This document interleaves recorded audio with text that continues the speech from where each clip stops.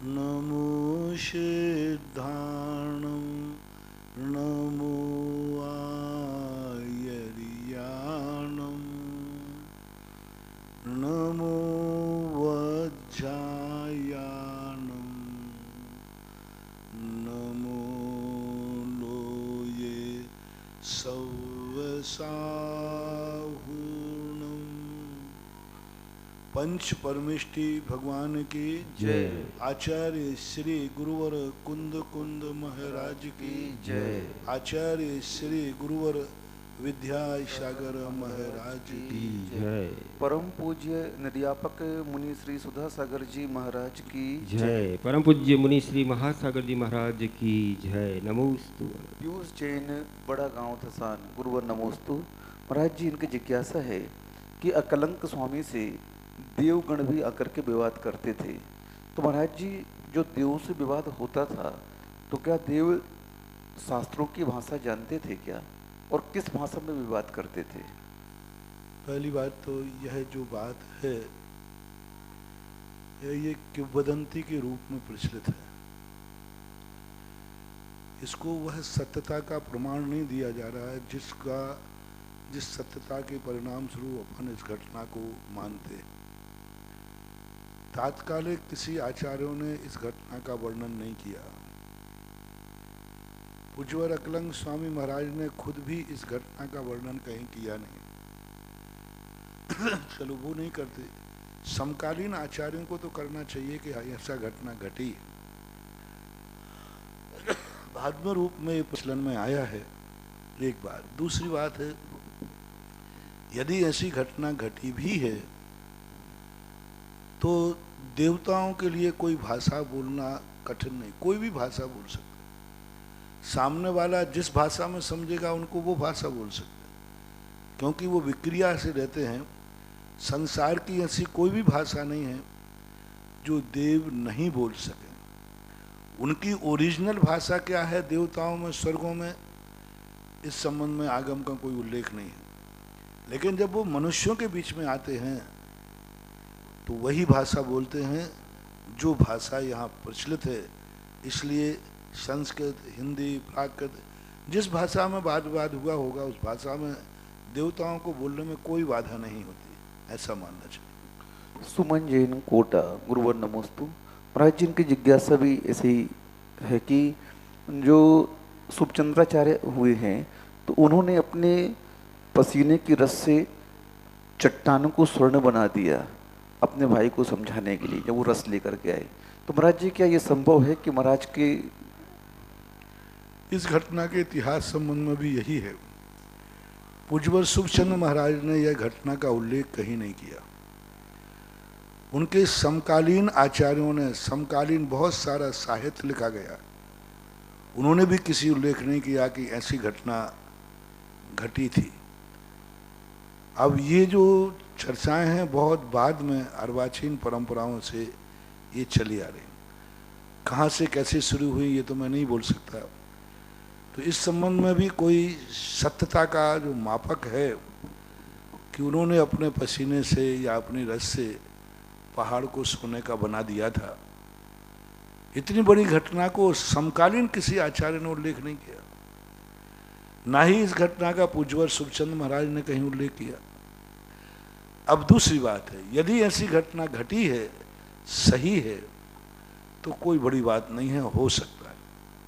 पूज्यवर कुंद कुंद भगवान ने भी सोने बनाने की विधि का उल्लेख किया है। नागफणीय मूलम नायण तोयण गभ्य नागेण नागम हुन सुवर्णम, नागम हुन सुवर्णम, नागम होई सुवर्णम धम्मंतम धम्म वाक्ष भायण, ऐसा कुछ आया। धम्मन्नम भच्छवायन। हाँ, धम्म वाक्ष, यदि पुण्य है तो हो जाए, उन्होंने उल्लेख किया। तो रे रासायनिक प्रक्रिया है, इसलिए कोई ऐसी घटना घट जाए, एक बात। दूसरी बात, पूज्यवर सुखचंद्र आचार्य महाराज की साधना से प्रभावित होकर के और किसी देव ने आकर के चमत्कार दिखलाया हो तो कोई बड़ी बात नहीं। जैसे मानतुंग आचार्य के लिए देव ने आकर 40 ताले तोड़ दिए। और भी घटनाएं कितनी घटी, वादीराज का जो कुष्ठ दूर होना, और भी चौथे काल में आदि ऐसी घटनाएं घटी, वज्र कपाट का खुलना, आकर के जैसे श्रीपाल आए, चलनी में पानी लाना, नाक का हार होना, नाक हार बन गया, तो ये सारी बातें घटनाओं से लगता है कि कोई बड़ी बात नहीं हो सकता है। और वो घटनाएं ऐसी घटने में तो असंभव तो नहीं है, लेकिन इस घटना को किस रूप में कैसे लिया जाए, क्यों कैसे लिया जाए, ये बात ऐतिहासिक दृष्टि से जब देखेंगे तो बहुत सारे प्रश्न इसकी ऐतिहासिकता पर खड़े होंगे, इस प्रक्रिया पर नहीं। ये प्रक्रिया तो संभव है, ये तो हो सकता है, लेकिन जब ऐतिहासिक कब देखेंगे तो बहुत विचारणी बात सोचना पड़ेगा। विद्या जैन, बड़ा गांव धसान, गुरुवर नमोस्तु। महाराज जी, इनकी जिज्ञासा है, उपसम सम्यक्त में और प्रथमोपसम सम्यक्त में क्या अंतर है? उपसम सम्यक दर्शन कोई सम्यक दर्शन नहीं है। इनके दो ही नाम, प्रथमोपसम और द्वितीयोपसम, ये दो ही नाम मिलते हैं, तीसरा कोई नाम नहीं। प्रथमोपसम सम्यक दर्शन उसे कहते हैं जो किसी जीव को पहली बार हो, अथवा शादी मिथ्या दृष्टि को पल्ल के असंख्यात्म भाग बार जब भी सम्यक दर्शन होगा। कोई जीव मिथ्यात गुणस्थान में है, पल्ल के असंख्यात भाग यदि बीत गया, अब उसको क्षयोपसम सम्यक दर्शन नहीं होगा, क्षायक नहीं होगा, नियम से प्रथमोपसम सम्यक दर्शन ही होता है। उसको भी प्रथमोपसम ही कहते हैं, हालांकि एक बार पहले हो चुका, लेकिन द्वारा कहने में लागम में उसको प्रथमोपसम ही कहते हैं। अब उसको यदि अपन उपसम सम्यक दर्शन कहें तो कोई बाधा नहीं है। और एक द्वितीयोपसम सम्यक दर्शन होता है जो उपसम श्रेणी चढ़ने वालों के लिए ये शब्द, ये नाम प्रयोग किया जाता है। इसलिए यहाँ उपसम को प्रथमोपसम मान लेना, द्वितीयोपसम है तो प्रथमोपसम कहना ही पड़ेगा, ऐसा।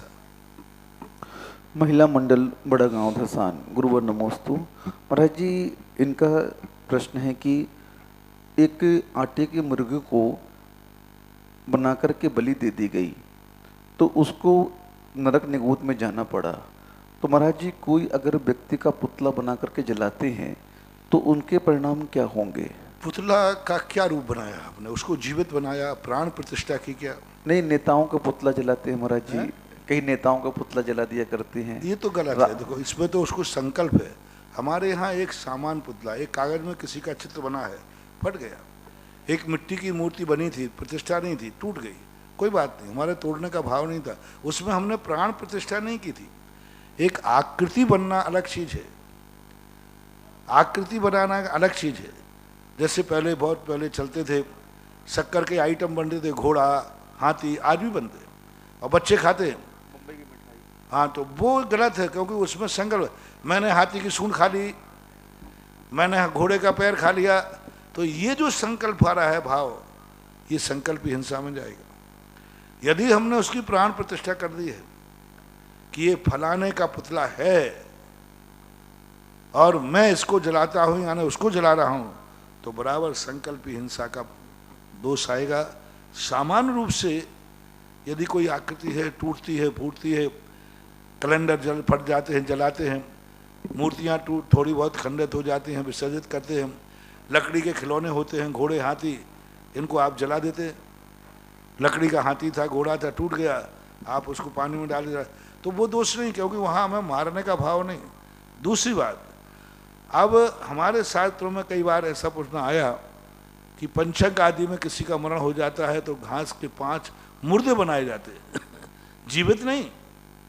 वहाँ स्पष्ट लिखा, लोग कहते हैं इसमें तो संकल्प ही हिंसा का दोष आएगा। नहीं, वहाँ जीव की स्थापना नहीं की गई है, वहाँ मृत जीव की स्थापना की गई है। मैं इसको मुर्दा मानता हूँ, मैं इसको जड़ मानता हूँ। जैसे अकलंग स्वामी के संबंध में आया, एक धागा डाल दिया, मैं इसे भगवान मानते ही नहीं, ये तो मूर्ति का एक धागा डाल दिया, परिग्रही हो गई। तो इसी प्रकार से वहाँ संकल्प क्या है, वो पुतला आप जीवित का रूप मान के जीवित व्यक्ति का जला रहे हैं या मृत मान के जला रहे हैं। यदि आपने उसको मुर्दा मान के, भगवती आराधना का मैंने गौर किया, उन्होंने कहा घास के 5 मुर्दे मार के नहीं, मुर्दे वहाँ पर स्थापित कर देना चाहिए। तो इस प्रकार का अपने संकल्प के ऊपर भी इन सबके ऊपर आधारित होता है। अब जैसे भीम मारता था, बताते मूर्ति को, और दुर्योधन तो भीम मान के ही मारता था, वो लग रहा है जैसे भीम को चोट लग रही होगी, तो वो संकल्प हिंसा में आएगा। श्रीमती चंदा जैन, डॉक्टर मगन जैन, आष्टा, गुरुवर नमोस्तु। महाराज जी, इनकी जिज्ञासा है कि बाहुबली भगवान 1 वर्ष तक मुनि अवस्था में ध्यान में खड़े रहे, तो महाराज जी ध्यान तो अंतर मुहूर्त से ज़्यादा टिकता नहीं है, तो 1 वर्ष उनका कौन सा ध्यान चलता रहा? ध्यान 2 प्रकार के होते हैं, एक धर्म ध्यान, विकल्पात्मक ध्यान, चिंतनात्मक ध्यान, जिसे हम धर्म ध्यान कहते हैं। धर्म ध्यान चलता रहा। शुक्ल ध्यान जो है ध्यान, हालांकि हर मुहूर्त ध्यान एक अंतर मुहूर्त से ज़्यादा की उम्र नहीं होती, एक अंतर, लेकिन उस ध्यान में परिवर्तित हो जाता है। धर्म ध्यान है, अभी मान लीजिए वो धर्म ध्यान जीव द्रव्य का चिंतन कर रहे हैं, अब अजीब का कर लेंगे, फिर आश्रय बंध का कर लेंगे, अभी अनंत परमेष्टि का चिंतन कर रहे थे, फिर सिद्धों का कर लेंगे। तो इस प्रकार के जो चिंतन है, ये धर्म ध्यानात्मक चिंतन चलता रहता है, तत्व चिंतन कहलाता है ये। और इसकी भी उम्र एक अंतर मुहूर्त है। एक अंतर मुहूर्त के बाद आपका विषय बदलेगा ही बदलेगा। शुक्ल ध्यान में जो है उसमें भी विषय बदलता है। पृथकत्व वितर्क नाम के विचार ध्यान में उहापोह चलता रहता है। पर्याय से पर्यायांतर, द्रव्य से द्रव्यांतर, गुण से गुणांतर, अर्थ से अर्थांतर, व्यंजन से व्यंजनांतर, ये सब चलता है। और जो द्वितीय शुक्ल ध्यान होता है वो एक पर जाके टिक जाता है, तो वो जो शुक्ल ध्यान उनको नहीं हो रहा था। धर्म ध्यान थे, भावलिंगी संत थे, ये मत मानना कि उनको सल लगी हुई थी। धर्म ध्यान रख रहे थे एक, अरे भाई बाहुबली को तो 1 साल ही लगा, उनके पिता श्री तीर्थंकर आदिनाथ को 1000 साल लगे। महाराज जी, कोई कहता है कि महाराज शल्य सहित थे, तो शल्य में तो धर्म ध्यान बनेगा नहीं है? शल्य सहित महाराज खड़े हुए थे। नहीं, शल्य रहे थे, शल्य की कहीं उल्लेख आगम में है ही नहीं। शल्य कहीं ध्यान एकाग्र नहीं हो रहा है तो शल्य कह दिया। ऋषभ देव को 1000 वर्ष तक ध्यान में खड़े रहे। अब उनको क्यों, वो तो चलो तीर्थंकर हैं, वो तो सामान कामदेव थे। नहीं हुआ, मन की चंचलता है, स्थिर नहीं हो पाए, नहीं हो पाती। किसी को कम समय में दीक्षा लेते ही पारसनाथ को 4-5 महीने में ही काम हो गया, केवल ज्ञान हो गया, और आदिनाथ को 1000 साल लगे। सब तीर्थंकर हो रहा, ये मन की चंचलता है। ये यदि कोई बटन नहीं है कि यूं बटन लगाओ और तुरंत केवल ज्ञान हो जाए, ये चंचलता है, इसको रोकने में आदिनाथ को 1000 साल क्या मायना है महानुभाव। 1000 वर्ष तक 6 महीने के लिए बैठे थे केवल ज्ञान प्राप्त करने, 6 महीने में मन इकट्ठा नहीं कर पाए। तो हम एक अंतर मुहूर्त की बात कर रहे हैं। तीर्थंकर जो पूर्व भाव से तीर्थंकर बंद के आए, और तीर्थंकरों के हाल देखो कैसे। तो इसका कुछ नहीं कर सकते, मन की चंचलता है महानुभाव। बातें करना सरल है, स्वाध्याय करने में अपन चिंतन करना सरल है, लेकिन एक अंतर मुहूर्त के लिए भी मन वचन काय की एकाग्रता रुकना बहुत दुर्लभ, तम दुर्लभ है। पदमचंद काला, भीलवाड़ा, राजस्थान, गुरुवर नमोस्तु। महाराज जी, इनकी जिज्ञासा है, आश्रव और बंध के लिए वस्तु जिम्मेदार होती है या वस्तु से उत्पन्न दोष? आश्रय और बंध में वस्तु कारण है या वस्तु में उत्पन्न दोष कारण है? कोई कारण नहीं, न वस्तु बंध का कारण है ही नहीं, न वस्तु में दोष कारण है। हमारा उपयोग बंध का कारण है, रागद्वेष बंध के कारण है, वस्तु बंध का कारण नहीं है। वस्तु यदि बंध का कारण हो जाए तो कोई निर्बंध होगा ही नहीं। रत्तो बंधधिकम मुंचति जीव विराग संपूर्ण ऐसो विजनोपदेश हो तम्मा कब में सुमाराज्य। किसी भी आगम में वस्तु को बंध का कारण नहीं बना, न वस्तु के दोष बंध के कारण है। वस्तु यदि सदोष भी है, मान लो वस्तु दुश्मन खड़ा है सामने, डाकू खड़ा है तो खड़ा है, पापी खड़ा है तो खड़ा है, वो बंध का कारण नहीं हो सकता हमारे लिए। कितने भी दोष बने रहे वस्तु में, बंध का कारण नहीं होते हैं। ज्ञानी पुरुष उन्हीं सदोष वस्तुओं को देखकर वैराग्य प्राप्त कर लेता है। संसार तो सदोष ही है, लेकिन जगत का है स्वभाव हुआ संवेग वैराग्यार्थम।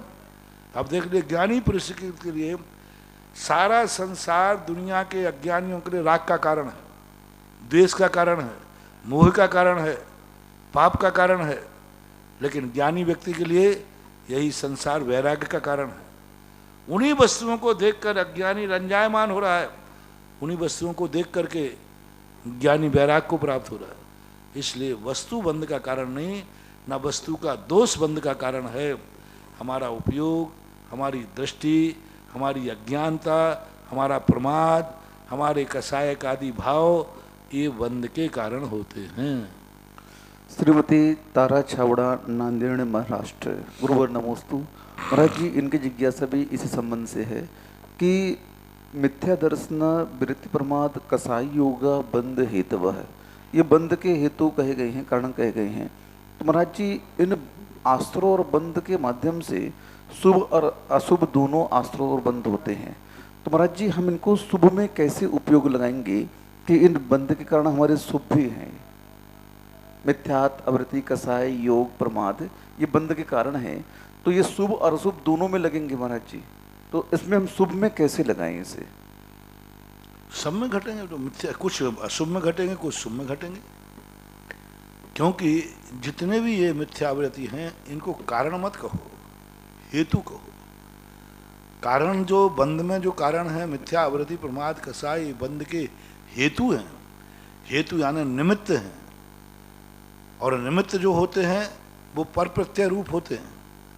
तो यहाँ मिथ्या परिणाम आदि जो परिणाम कहे गए हैं, ये जो परिणाम हैं ये हेतु हैं अपना ही दो प्रकार का, एक द्रव्य रूप से और एक भाव रूप से। भाव रूप से उपादान रूप होता है, द्रव्य रूप से बाह्य रूप होता है। तो जब बाह्य रूप जब होते हैं तो नैमित्तिक प्रणति बनती है। मिथ्या से, मिथ्या कर्म में मिथ्या दृष्टि भी शुभ कर्मों को बांधता है। कैसे बांधता है? मिथ्या दृष्टि है लेकिन कसाई की मंदता है, मिथ्या दृष्टि है लेकिन लेस्या शुभ है, अभिरति है लेकिन अभिरति में उसकी मंदता है कसाई की। तो जो कारण है वो कसाय है मूल रूप से।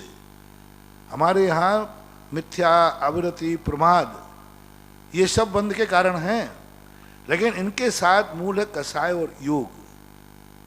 यदि हमारी कसाय शुभ के लिए है, जैसे शुभ के लिए कैसी कसाय है, दोपहर में स्वाध्याय के लिए कहा, कैसे क्या करूं कि सबको सम्य दृष्टि बना दूं, कैसे क्या करूं, इतना संकलेश हो रहा है, मंदिर सोने का बना दूं। अब देखो इसमें कसाई की तीव्रता आ रही है, भली वो शुभ, लेकिन मंदिर बनाने की आ रही है, तो ये पुण्यबंध का कारण होगा। कसाय है, मुनिराज को अंतराय हो गया, अब तुम्हारे मन में क्लेश हो गया, वेदना हो गई, इतना क्लेश हो गया, इतना क्लेश हो गया, आंसू बह गए, उपवास कर लिया, मन ही नहीं लगा। अब कितना ध्यान हो रहा है, अब ये आर्त ध्यान नहीं है, क्लेश है, कसाय है, धर्म ध्यान है। जब क्लेश भाव होता है उसमें पुण्य का आश्रय होता है, इसको धर्म ध्यान बोलते हो। जब जब अच्छे कार्यों, धर्म कार्यों के लिए हमें मन में क्लेश होगा, क्लेश कह रहा हूं, वो कसाय तो होगी लेकिन पाप बंद नहीं करेगा, पुण्य का बंद करेगा।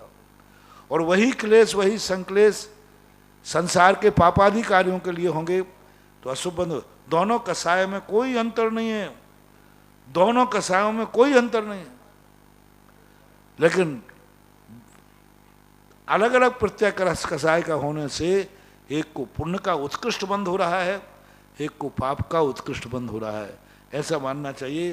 पुण्य कर्म भी कसाय से ही बंधेंगे, लेकिन वो कसाय, जैसे तुमने कहा, एक व्यक्ति रो रहा है, किस लिए रो रहा है? आज महाराज को अंतराय आ गया। अब रोना तो अर्थ ध्यान है नहीं, धर्म ध्यान है, क्योंकि वो किस लिए रो रहा है? जैसे हमने कहा था, हिंसा भी अहिंसा है। शूकर ने शेर को मार डाला, हत्या कर दी, लेकिन वो हिंसा के अंतर्गत नहीं लिया, 5 में स्वर गया। क्योंकि वहां पर अभिप्राय क्या है? क्रिया तो हिंसा की है, लेकिन उसका अभिप्राय इतना पावन पवित्र था। तो शेर को मारना भी धर्म ध्यान है, अधर्म ध्यान नहीं, आर्त ध्यान नहीं, रौद्र ध्यान नहीं, धर्म ध्यान है। क्योंकि वो आयतन को बचा रहा है, मुनिराज को बचा रहा है, मैंने कई बार उदाहरण दिया, सैनिक दिन भर बंदूक पे गोली कटके पे उंगली रखे रहता है और दिन भर मारने का भाव करते हैं, लेकिन उसे हत्यारा नहीं कहा, हिंसक नहीं कहा, देश रक्षक का। क्रिया मारने की कर रहा है लेकिन पुण्यबंध हो रहा है उसके देश की रक्षा का। सैनिक को कभी मारने का पाप बंद नहीं होता। सैनिक को मारने का पाप नहीं, मार रहा है, मारने का भाव है, लेकिन वो हत्यारा नहीं है। किसी भी कोई भी दर्शनकार ने, किसी भी दर्शनकार ने योद्धा के लिए हत्यारा नहीं कहा, योद्धा की दुर्गति नहीं की, योद्धा की निंदा नहीं की। किसी, हमने सारे दर्शनकारों को देख लिया। जैन दर्शन में, शास्त्रों में योद्धाओं की बड़ी प्रशंसा की है। अब देखो वो मारने की क्रिया कर रहे हैं लेकिन उसको हत्यारा नहीं कहा, हिंसक नहीं कहा, उसे उसके लिए देश रक्षक कहा, दुर्गति नहीं कराई, सदगति कराई। तो अब इस सैनिक के उदाहरण से आपको समझ लेना चाहिए कि यहाँ परिणति क्या है। जैन दर्शन आपके लक्ष्य को, अभिप्राय को पकड़ता है कि आपके किस अभिप्राय से आप कर रहे। कसाय है, जब वो शेर को मारता था शुकर, बहुत तेजी से मुसाना ने ऐसा मारूंगा कि इस बार तो निपटा ही दूंगा, इतने जोर से कसाय भाव कर रहा था। लेकिन उस समय अब देखो शेर का निशाना बना रहा है, मुझे कहाँ दांत मारूं कि शेर बिलट जाए, मर जाए। पूरी कसाय और तेजी के साथ जा रहा है। कसाय तेज है लेकिन अभिप्राय में मुनिराज की रक्षा है, तो पुण्यबंध हो रहा है। शेर को मारता हुआ भी पुण्यबंध कर रहा है, क्योंकि दृष्टि उसकी शेर की मारने पर नहीं है, लक्ष्य उसका मारना नहीं है, लक्ष्य मुनिराज को बचाना है। इसलिए हमारे यहाँ थोड़ा बहुत पुण्यबंध पाप बंद होता है। सावध लेसौ बहु पुण्य रासौ, पुण्य की क्रियाओं में सावध होता है। मंदिर बना रहा है, आरंभ परिग्रह होगा, लेकिन वो आरंभ परिग्रह की कोटि में नहीं है। किसी भी आगम में नहीं लिखा मंदिर बनाना, मूर्ति बैठाना ये आरंभ परिग्रह है, कहीं नहीं लिखा। मंदिर की पूजा का दीप जलाना आरंभ परिग्रह है, कहीं नहीं लिखा। पाप के लिए जो किया जाता है वो आरंभ और परिग्रह में आता है, और जो धर्म के लिए आरंभ परिग्रह किया जाता है उसमें पुण्य का बंध होता है, पाप का बंध नहीं होता, ऐसा मानना चाहिए। राजेंद्र कुमार जी छावड़ा, नांदेड़, महाराष्ट्र। गुरुवर नमोस्तु। महाराज जी, इनकी जिज्ञासा है कि कसाय अनुरंजित योग प्रवृत्ति लेस्या, तो महाराज जी लेस्या कसाय 10वें गुण स्थान में समाप्त हो जाती है और उसके उपरिल गुण स्थानों में शुक्ल लेस्या कही गई है, तो वो कैसे घटित होगी महाराज जी? पूज्यपाद स्वामी ने स्पष्ट रूप से कह दिया, उपचार से कहा जाता है। उपचार इसलिए कहते हैं, वहाँ लेस्या है नहीं, लेकिन लेस्या जैसा कार्य देखा जा रहा है। लेस्या नहीं, जैसे अपन किसी कहते अरे भाई वो तो साक्षात शेर है, शेर नहीं है। उपचार से ऐसा कहा जाता है, इसलिए आगम में उपचार शब्द कहा। यथार्थ में सिद्धों अरहंतों की लेस्या नहीं होती, लेकिन उपचार से लेस्या है, क्योंकि दो में से अभी एक तो है ना, दो मिलकर के लेस्या बनती थी तो एक खत्म हो गई, लेकिन योग तो अभी है, ऐसा माना। विनय चंजैन हाथरस। गुरुवर नमोस्तु। महाराज जी, सामाजिक इनकी वो है कि मंदिरों में जैसे जीर्ण शीर्ण हो जाते हैं फोटो वगैरह, जिनवाणी वगैरह, नमोकार मंत्र लिखे हुए, तो उनकी हम क्या करें? जैसे हमारे बहुत बार बता चुका हूँ, मुनिराज की आत्मा निकल के शरीर बसता है तो क्या करते हो? जो मुनिराज के शरीर का करते हो वही फटे हुए साथ, फटी हुई पत्रिकाएं, फटे हुए चित्र आदि का। जब साक्षात मुनिराज जिसमें थे उसी शरीर को तुमने संस्कारित कर दिया, तो ये फोटो पत्रिकाएं वगैरह फट जाती हैं, तो उनको संस्कारित करना चाहिए, पानी में नहीं डालना चाहिए। पानी में डालने से सड़ते हैं, गलते हैं, कीड़े पड़ते हैं उसमें। कैलाश चंजैन कोटा। गुरुवर नमोस्तु। महाराज जी, इनकी समस्या ये है कि आपके आशीर्वाद से ये शिखर बनवा रहे थे कोटा में मंदिर का, तो वहाँ पर एक बिजली गिर गई और थोड़ा सा क्रेक आया है उसमें। तो महाराज जी ये पूछ रहे हैं कि अब हम क्या करें उसके लिए आगे? इंजीनियर से कुछ संपर्क करें, इंजीनियर से संपर्क करके उसको ठीक करें। और सभी भारत के लोगों से कहना है, शिखरों पर आज के समय पर बड़ी सुविधाएं हैं, तड़िक चालक यंत्र लगाओ। आप लाखों का तो करोड़ों का तो मंदिर बना लेते हैं और 10-20 हजार रुपये के कारण से मंदिर को नुकसान पहुंचाते। आज भी भारत में 80% लोग बिना तड़क चालक यंत्र के हैं और प्रति वर्ष लाखों रुपया मंदिरों में खर्च हो रहा है। करोड़ों रुपए के मंदिर बन रहे हैं, बड़े ऊंचे ऊंचे बन रहे हैं, लेकिन तड़क चालक यंत्र जो 10-20 हजार रुपये का लगता है उसको लगाने के लिए किसी की खबर नहीं है। यानी जैनी सब कुछ कर रहा है, सुरक्षा में बिल्कुल खर्च नहीं कर रहा है। मेरा कहना है, आज प्रश्न आया है तो भारत के हर दिगंबर जैनियों को मेरा आदेश है, उपदेश है कि मंदिर बनते समय कलशारोहण बाद में करो, ध्वजारोहण बाद में करो, सबसे पहले तड़क चालक यंत्र लगाइए। कुछ नहीं करना है, एक डंडा जाता है ऊपर जो ध्वजा से ऊपर जाएगा और एक तांबे की पत्ती लाकर जमीन में उतार दो, बिजली गिरेगी, वो तार के बहाने आकर के जमीन में चली जाएगी, आपका मंदिर बच जाएगा। अब बोलो एक शिखर का कोई खंडित होना लाखों करोड़ों रुपए में पड़ती है, 10-20 लाख की शिखर पड़ेगी। ईंट का ही बनाओगे तो 5-10 लाख की बनेगी और ये 10-20 से 15 हजार रुपये में तड़क चालक यंत्र लग जाता है। सभी लोगों को इस ऐसा दीवार के पहले पहले सभी मंदिरों में जो भी मेरे प्रवचन सुन रहे हैं, जिनका जहाँ चलती हो, सभी मंदिर हर कार्य छोड़ दो और निर्माण कार्य बंद कर दो। सबसे पहले शिखरों के ऊपर तड़क चालक यंत्र लगना चाहिए। बहुत इजी काम है, सरल काम है, सस्ता काम है और सुरक्षा कितनी है। मान लो वही बिजली मूर्ति पे गिर जाए तो वो गिरती सीधी शिखर पे गिर के शिखर मूर्ति पे गिर जाए तो अकल्पनीय क्षति हो जाएगी।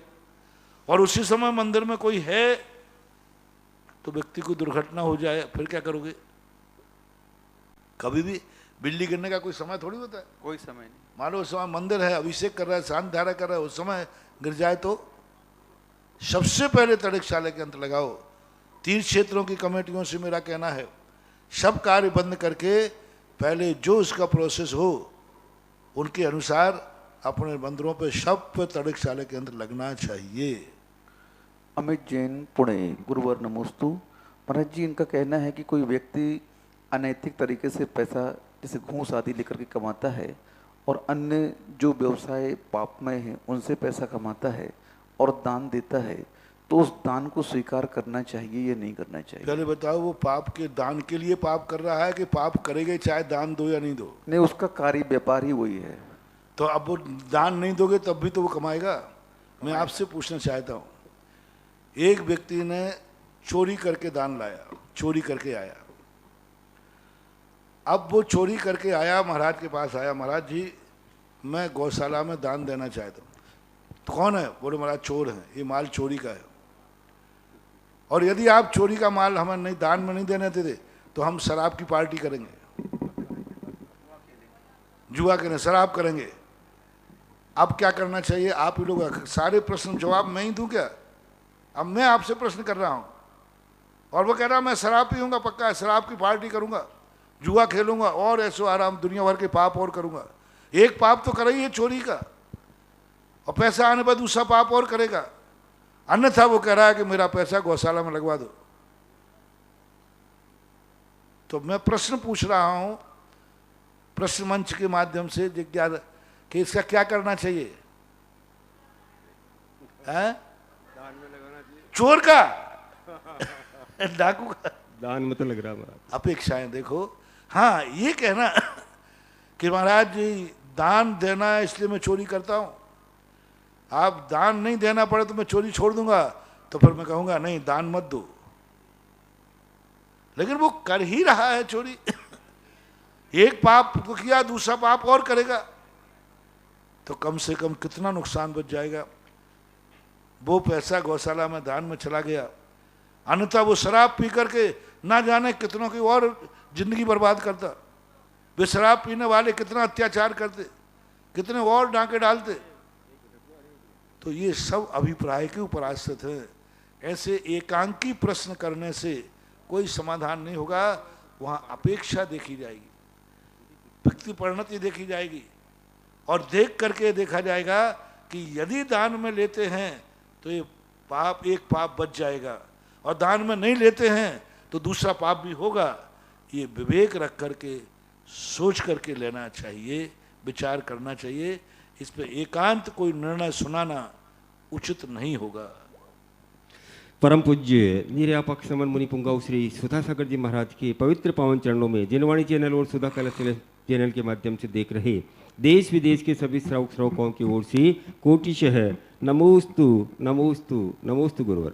महाराज श्री आपके आशीर्वाद से तपोदय तीर्थ क्षेत्र पर जो विभिन्न योजनाएं चल रही है, जैसे बड़े बाबा की बेदी में स्वर्णदान, भक्त असीमकालीन भक्तामर विधान, तीर्थ रक्षक, वृक्षारोपण, तो आज भगवान की बेदी के लिए स्वर्णदान की घोषणा की है। 11,000 रुपये की राशि से श्रीमती मीरा, इंजीनियर राकेश, अंकुर, अनामिका, अमृत, ज्ञान, दीपक, वसुंधरा जैन, नगर दमोह। 5100 रुपये कांता जैन, महावीर, ममता, मुकेश, भूवी, गीतिशा जैन, ठग परिवार, गुलाबबाड़ी, कोटा। 5,000 रुपये रेखा, रमेश चंद जैन, शाजापुर। असीमकालीन भक्तामर विधान जो तपोदय क्षेत्र पर चल रहा है, उसके लिए 51,000 रुपये की राशि से श्री हितेश तविश जैन जन्म दिवस के अवसर पर धर्मचंद जी, हेमलता जैन अलोद्वारों ने अपनी स्वीकृति दी है। और दर्शनोदय तीर्थ थोन जी के लिए एक प्रतिमा विराजमान करने का सौभाग्य प्राप्त किया है। 1,25,000 रुपये की राशि से श्रीमान कैलाश चंद जी, मोतीबाई, जम्बू कुमार, सुमन, महेंद्र जी, हर्षिता, गौरव जैन, विज्ञान नगर, कोटा। और तीर्थ रक्षक तपोदय तीर्थ क्षेत्र पर 1,11,000 रुपये की राशि से आज बनने का सौभाग्य प्राप्त किया है। आरुषि, विजेंद्र, रेखा जैन, आशीष, अंकिता जैन, अशोक बिहार, दिल्ली। और जो वृक्षारोपण तपोदय तीर्थ क्षेत्र पर चल रहा है, उसके लिए 5100 रुपये की राशि भूमिका, तनुश्री, वेदिका, विद्याधर गदिया, भीलवाड़ा की ओर से घोषणा की गई है। आप सभी के दान और पुण्य की अनुमोदना और इन आपके लिए जोरदार तालियां। पहली जिज्ञासा है महाराज श्री सुमन कासलीवाल बुंदी की ओर से। नमोस्तु महाराज श्री। महाराज श्री भगवती आराधना ग्रंथ जी में सिद्ध के 4 प्रकार बताए हैं, इनमें से नाम सिद्ध समझ में नहीं आया, कृपया समाधान करें। नाम सिद्ध का अर्थ होता है गुण निरपेक्ष। किसी का नाम रख दिया सिद्ध, अब उसमें कुछ है ही नहीं, कुछ भी नहीं है। सिद्ध सागर नाम रख दिया, अब सिद्ध है ही नहीं। तो गुण निरपेक्ष संज्ञा मात्र को सिद्ध कहते हैं। हम किसी को भी सिद्ध कह सकते हैं। सिद्ध वही हैं जो 8 गुणों से संपन्न हो, लेकिन अपन ने किसी को भी सिद्ध कह दिया। तो गुण निरपेक्ष संज्ञा मात्र को नाम सिद्ध कहते हैं। अगली जिज्ञासा है अरविंद कुमार जैन शिविरार्थी कानपुर वाले की ओर से। मेरे परम पिता तुल्य पूज्य गुरुवर, आपके श्री चरणों में नमोस्तु नमोस्तु नमोस्तु। पूज्य श्री, कल आपके सानिध्य में दूसरा नाम पूज्य श्री, यह बड़े ही सौभाग्य का विषय है कि हमारे परम उपकारी आचार्य भगवान श्री विद्यासागर जी महाराज की सोच थी कि भारत देश की शिक्षा मातृभाषा हिंदी में होना चाहिए। और इस संबंध में कल श्रीमान PM नरेंद्र जी मोदी ने अध्यक्षता में शिक्षा नीति में बदलाव कर 34 साल बाद शिक्षा नीति में बदलाव लिया है। हमारे देश में पहले पाठ्यक्रम 10+2 के हिसाब से चलता था, लेकिन अब ये 5+3+3+4 के हिसाब से होगा। और 5वीं तक कम से कम और 8वीं तक स्थानीय भाषा या मातृभाषा हिंदी में पढ़ना होगा। रटंत विद्या नहीं होगी। अब नींव पर बल दिया गया है। किताबों का बोझ कम होगा, ज्ञान ज़्यादा बढ़ेगा। पूज्य श्री, यह क्या कोई ऐसी अप्रत्यक्ष शक्ति है कि हमारे पूज्य आचार्य भगवान की जो सोच या विचारधारा थी वह वर्तमान में साकार होती दिख रही है? जैसे इंडिया को भारत कहना और अब शिक्षा प्रणाली का स्तर भी हिंदी में होना। पूज्य श्री, इस गंभीर विषय पर हम लोगों को एवं समाज को आपका मार्गदर्शन देकर अनुग्रहित करने की कृपा करें। नमो। साधुओं के मन में कोई ना कोई जो बात आती है उसका संबंध भविष्य से बहुत होता है। वर्तमान में तो उसका संबंध कोई समझता नहीं, लेकिन उसका भविष्य का कोई ना कोई संकेत होता है। तो आचार्य ने सोचा है, अच्छा संकेत है। साधु जो भी सोचेगा अच्छे के लिए ही सोचेगा, और अच्छा सोच साधुओं का राजनेताओं के समझ में आ जाए तो सोने में सुहागा हो जाता है, ऐसा मानना चाहिए। अगली जिज्ञासा है स्वाध्याय मंडल जयपुर से श्री रमेश जी शाकुनिया की ओर से। महाराज श्री के चरणों में त्रिबार नमोस्तु। महाराज श्री, वस्तु में अनेक धर्म होते हैं, इसको बिना उदाहरण के समझाएं। नमोस्तु महाराज जी। वस्तु में अनेक धर्म स्पष्ट देखने में आ रहे हैं। चौथे गुण स्थान में व्यक्ति को सम्यक दर्शन हो गया, जैसे उसका चारित्र गुण अशुद्ध है, सम्यक दर्शन छायक सम्यक दर्शन हो गया, श्रद्धा गुण पवित्र हो गया, और वहीं दूसरा चारित्र गुण अशुद्ध बना हुआ है, बिल्कुल अशुद्ध है, असंयमी है। मुनि महाराज बन गए, उन्होंने सम्यक दर्शन रत्नत्रय पा लिया, लेकिन यथाख्यात चारित्र अशुद्ध बना हुआ है। ऊपर जाकर के देखो मोहिनी का क्षय हो गया, लेकिन अभी ज्ञानावरणी आदि से अशुद्ध है। अरहंत भगवान को देखिए, एक ही आत्मा में केवल ज्ञान आदि गुण शुद्ध हैं और अशुद्धत्व भाव अभी बैठा हुआ है, औदैहिक भाव बैठा हुआ है। एक ही जीव के अंदर कितने स्वाभाविक अनेक गुण कैसे विद्यमान है, दर्शन ज्ञान चारित्र। अब देखिए एक ही जीव का लक्षण ही दो प्रकार का है। एक ही जीव में दर्शन और ज्ञान दोनों एक नहीं है, अलग अलग हैं। प्रश्न है बिना उदाहरण के, एक आत्मा का शुद्ध स्वरूप का क्या रूप है? अनेक अनेक गुण कैसे बनेंगे? ज्ञान दर्शन ही तो अनेक हो गए। आत्मा एक है, दर्शन है, गुण है, ज्ञान है, ये दो गुण हो गए। फिर चारित्र गुण अलग है। और देख लो कितने भाव हैं। अभी अशुद्धत्व भाव बैठा है उसी आत्मा के अंदर, और ज्ञान दर्शन आदि शुद्ध परिणाम के रूप हो गए। तो एक गुण के, एक वस्तु में अनेक गुण के बिना कोई वस्तु ही नहीं है। वस्तु ही उसी का नाम है जिसमें अनेक गुण हो, अनेकांत, अनेक अंत यानी धर्म, अनेक धर्म जिसमें होते हैं वही वस्तु है। जिसमें अनेक गुण अनेक धर्म नहीं होते हों वो अवस्तु है। अवस्तु सब तरफ से मानना, एक किसी भी रूप में मान लेना। पुद्गल में यही मानना। पुद्गल में देखो परस्पर विरोधी दो हैं, स्पर्श रस गंध वर्ण।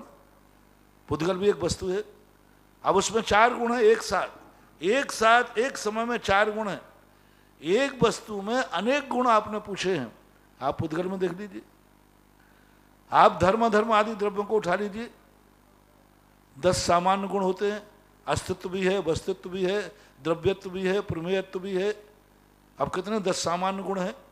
अब वस्तु एक है, लेकिन 10 सामान्य गुण एक समय में वस्तु में परिणमन कर रहे हैं। एक समय में, अनेक समय में नहीं। एक समय में अजीब आदि वस्तुओं में 10 गुण सामान्य सदा विद्यमान है। आत्मा के अंदर, पुद्गल के अंदर स्पर्श को रसबंधन पुद्गल में विद्यमान है। ज्ञान दर्शन एक समय में, ज्ञान दर्शन दोनों गुण विद्यमान है।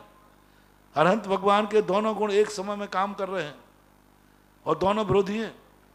दोनों परस्पर में एक दूसरे का अनुकरण नहीं करते। दर्शन गुण जानता नहीं, ज्ञान गुण देखता नहीं। ऐसे ही विरोधी हैं जैसे आंख और कान। आंख सुनती नहीं, कान देखते नहीं, परस्पर विरोधी हैं, लेकिन एक आत्मा के हैं कि नहीं? कान किसका है? एक आत्मा। देखो बाहर से देखना, एक आत्मा है। आंख देखती है, कान परस्पर विरोधी, और मालिक एक है, स्वामी एक है, लेकिन कथन दो हो गए, दो क्रियाएं हो रही। मुंह बोलता है, कान बोलते नहीं है, तीसरा हो गया। नाक सूंघती है, आंख सूंघती नहीं है, चौथा हो गया। इसी बात सब में लगा लेना। एक वस्तु, कभी भी कोई वस्तु एक गुणात्मक होती ही नहीं। उदाहरण तो इसलिए देना पड़ता है कि बिना उदाहरण के समझ में नहीं आता। लेकिन चलो कोई बात नहीं, बिना उदाहरण के समझ लो। ऐसी कोई वस्तु नहीं है जिसमें अनेक गुण एक समय में एक साथ नहीं पाए जाते हो। अनंत गुण प्रत्येक वस्तु में होते हैं, और अनंत गुण एक साथ पर्याय रूप परिणमन करते हैं। एक साथ एक समय में बिना अनंत गुणों की कोई वस्तु हो ही नहीं सकती। और प्रत्येक गुण अपनी अपनी पर्याय निकालता है। प्रत्येक गुण, एक गुण दूसरे गुण की पर्याय से कोई संबंध नहीं रखता। एक समय में एक द्रव्य में अनंत पर्याय निकलती हैं, एक समय में अनंत पर्याय। क्योंकि जितने गुण हैं उतनी पर्याय हैं। गुणों के विकार को पर्याय कहते, ये भी आता है। यानी गुणों के विकार यानी परिणति, विकार यानी विकृति नहीं, परिणति। यानी अनंत गुण है। ऐसा एक भी द्रव्य नहीं जिसमें अनंत गुण नहीं हो, और ऐसा एक भी द्रव्य नहीं जिसमें अनंत पर्याय ना हो। अब बोलो, एक समय में अनंत पर्याय निकल रही हैं एक समय में। और अनुभव भी कर रहा है अनंत पर्यायों का, अनंत पर्यायों का अनुभव कर रहा है। कैसे कर रहा है? पूज्यवर अमृतचंद सूरी उदाहरण देते, पानकवत। पानक में कितनी चीजें डली हैं, कितनी चीजें डली हैं, लेकिन स्वाद पानक का। ऐसे ही अपना आत्मा अनेक गुण पर्यायों को अपने आप में समाये बैठा हुआ है। तो प्रत्येक वस्तु, उदाहरण नाम की कोई चीज है ही नहीं, उदाहरण भी वस्तु है। मैंने अभी पानक का दिया तो पानक एक वस्तु है, उदाहरण क्यों लेते हो? तुम्हें उदाहरण से एलर्जी है तो चलो उदाहरण नहीं, वो पानक भी वस्तु है। हमने पुद्गल का, पुद्गल भी वस्तु है, पानक का उदाहरण नहीं दिया। पानक एक वस्तु है जो अनेक धर्मों को मिलकर पानक बनता है। पानक एक वस्तु है जो अनेक धर्मों को मिलकर बनता है। शक्कर, मीठा, दूध, इलायची, बादाम, जो भी तुम डालते हो, इन सब चीजों को बनता है, उसी का नाम पानक है। तो दुनिया को आप किसी को उदाहरण मानो मत। जो जो तुम्हें देखने में आ रहा है सब वस्तु है, सब वस्तु है। ये माइक वस्तु है, ये शास्त्र वस्तु है, ये चौकी वस्तु है, ये जो टीवी है वस्तु है। आप टीवी पर देख रहे होंगे तो टीवी भी वस्तु है, और आप देख रहे हो आप भी वस्तु हो। सब वस्तु है संसार में। जो जो दिखने में आ रहा है सब वस्तुएं दिखने में आ रहा है। छद्मस्त व्यक्ति वस्तु को ही देख रहा है। यानी किसी चीज को आप उदाहरण मत मानो, सबको वस्तु मानो। आंख भी वस्तु है, कान भी वस्तु है, मुंह भी वस्तु है, जो शब्द निकल रहा है वो भी वस्तु है। एक भी ऐसी दुनिया में बस नहीं है जो अपन को वस्तु से पृथक देखने में आता है।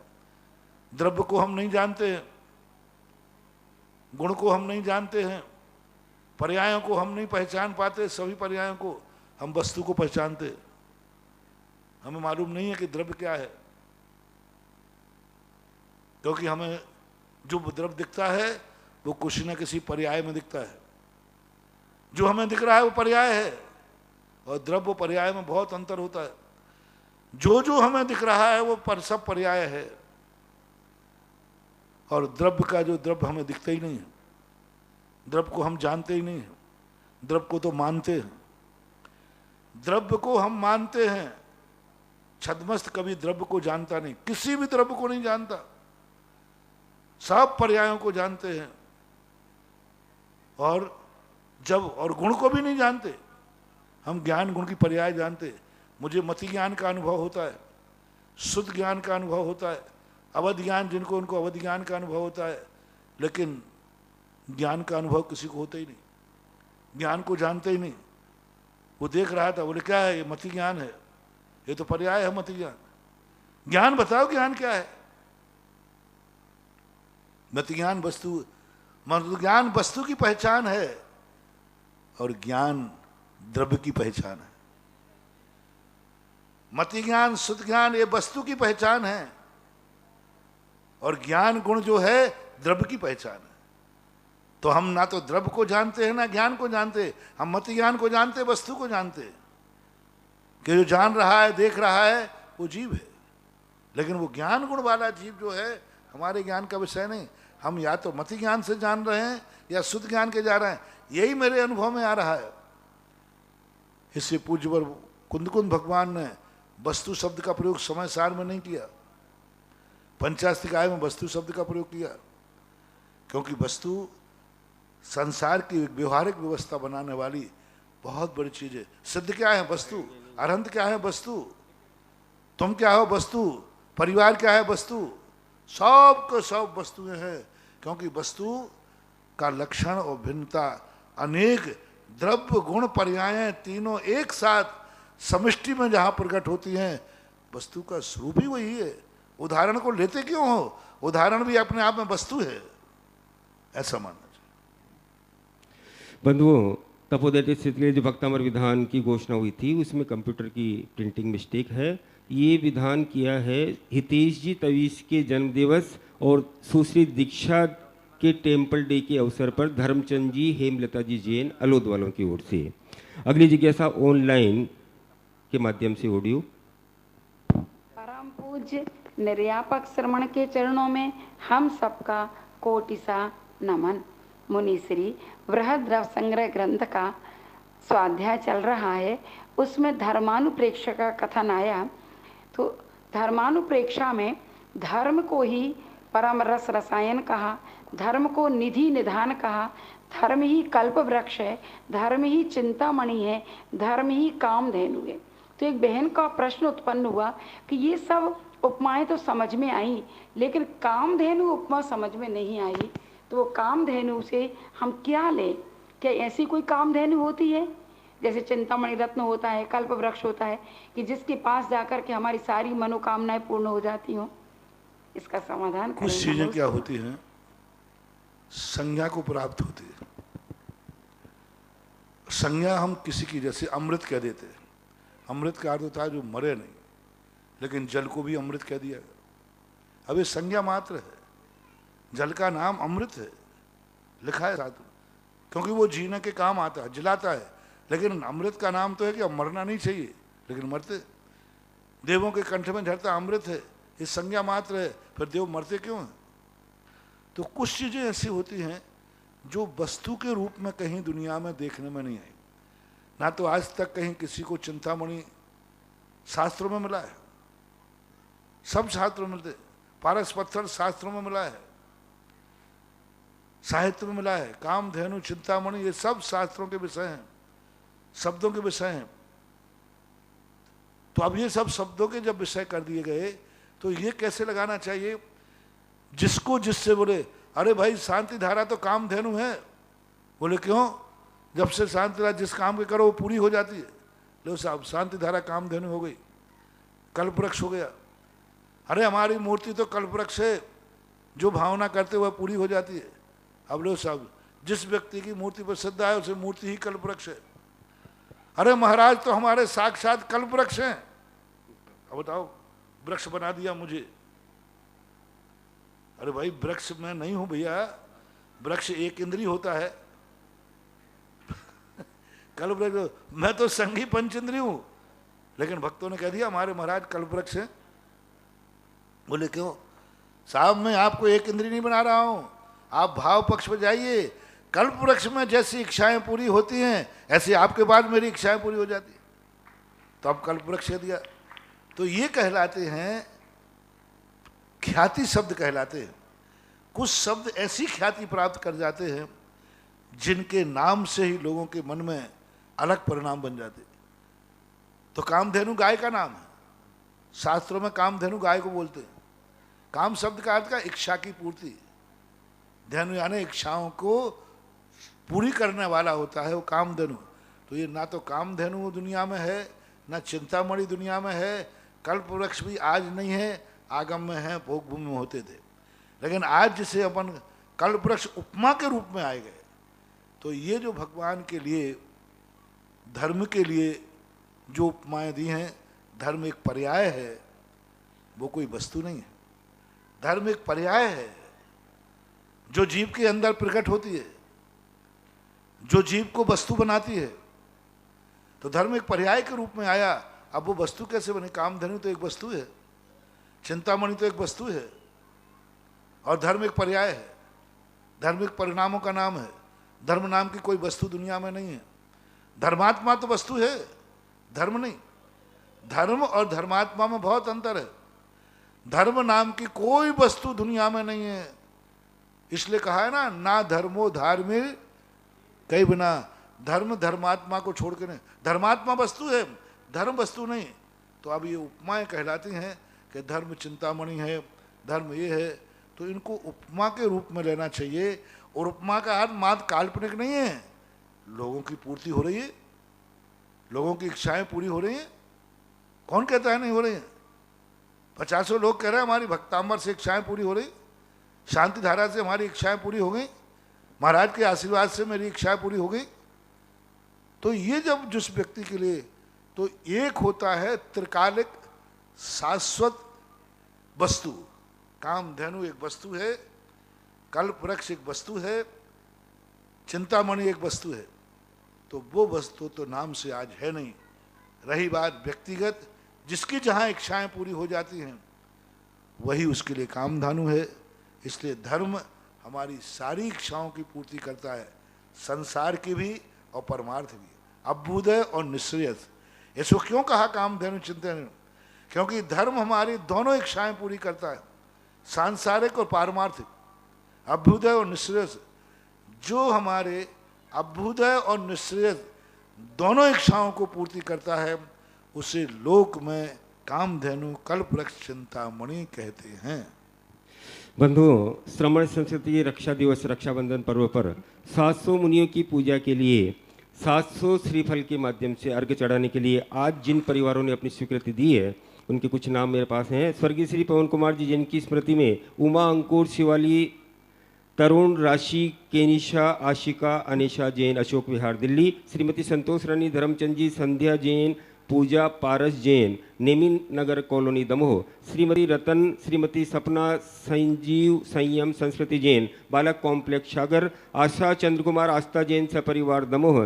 कंवर सेन, विजय कुमार, लता मेहा प्रीति जैन सपरिवार पटियाला।